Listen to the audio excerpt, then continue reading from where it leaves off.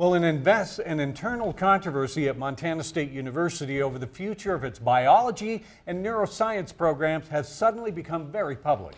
The MSU administration and faculty at the program have very different views of what's going on and what should happen next. MTN's Mike Dennison has our story. Late last year, the MSU administration says it told the Cell Biology and Neuroscience Department it had 2 years to increase its number of doctoral students or face elimination of that degree. They had made promises about how many doctoral students they would have per year. They haven't met them for over a decade, and we're giving them yet another chance to increase that production of doctoral students. But the head of the department says the administration proposal was broader. Roger Bradley says the administration wanted to fold the department into a new structure with a focus on undergraduate pre-med degrees and health research.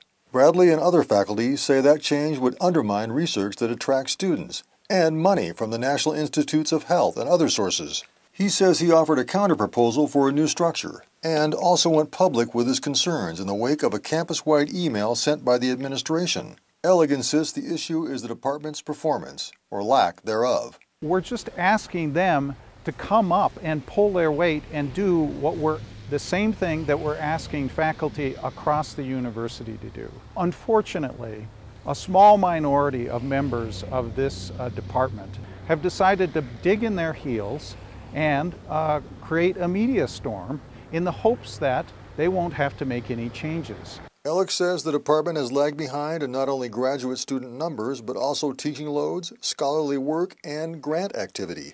The department has about 300 students, but just 5 graduate students. The two sides say now they'll try to find the best path forward.